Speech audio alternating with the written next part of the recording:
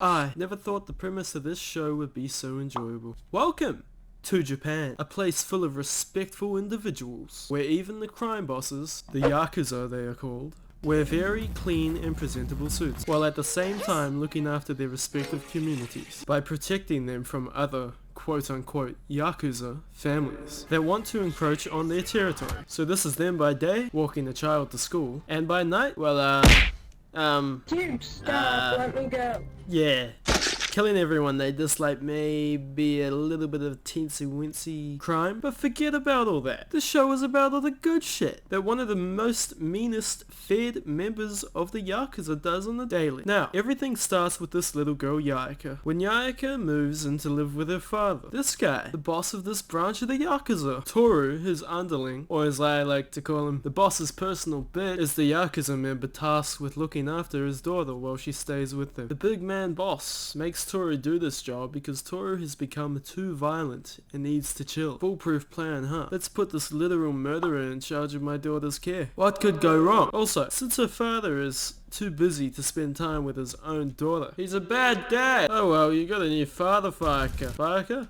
Hyouka. He may be a killer, but he's still a father. Oh yeah, so it takes a little while for her to get used to Toru, as it normally would for any kid to get used to a new caregiver, let alone one with blue hair. But enough of that. Let's talk about the meat of this show, and how this cute little relationship changes our characters for the better. Hyouka is an introvert. She has trouble making friends and communicating with people, much like you. Are you sure about that? But unlike you, her mother entered a coma when she was even littler than she is now, and she's convinced herself that her mother is sleeping and it's all her fault. So the only family she has now is her father, auntie, Toru, and this fuck. So naturally she isn't the most joy-filled kid in the world. Hello darkness, my old friend. Understandable. Meanwhile, back to the man tasked to look after young Hyouka. Toru is kind and so thoughtful towards her. During the run of this series, he cares for her as if she was his own. And every time he interacts with Hyouka, a little bit of her nature rubs off on him. For example, multiple characters in this show point out how the old Toru wouldn't have let you live after he either beats someone up or just gives them a word of warning. So I guess, bit by bit, he is growing softer towards people, but it'll take a lot more time to drastically change him. Okay, now let's flip it over to little Miss Hyouka for a second.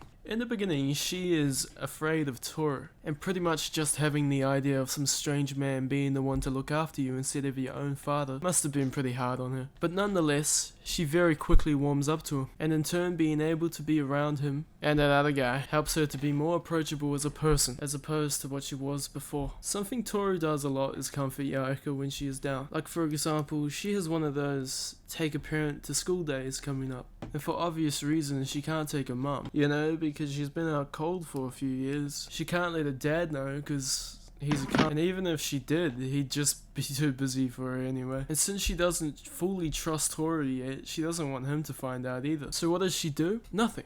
She doesn't ask anyone to go and ignores the problem. But after Hyouka leaves the permission slip for Toru to find on her desk, Toru is convinced from Hyouka's auntie to go. He then rushes down to her school as her stand-in caregiver. It's very wholesome. In fact, this show is very wholesome.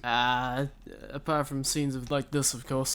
But hey, they are the Yakuza, and this is what they signed up for. Beautifully beating big brawny men, then politely ordering some takeout. So I'm gonna go out on a whim here and say, you like fun, don't you? Well, lucky for you, this show is just that. Dumb fun with a simple premise and interesting characters to boot. And I haven't even talked about the amazing 4th episode, where Toru, this fuck, and some other Yakuza members are tasked by their boss to become big YouTube celebrities.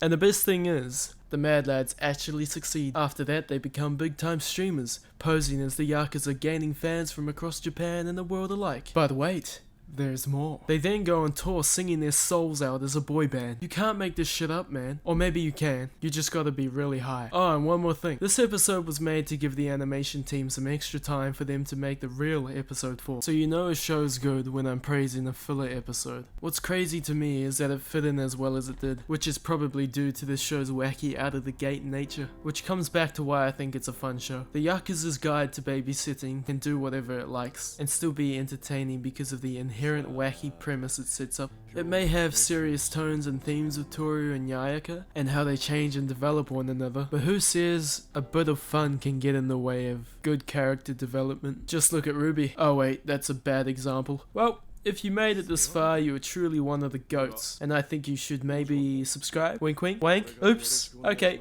see ya.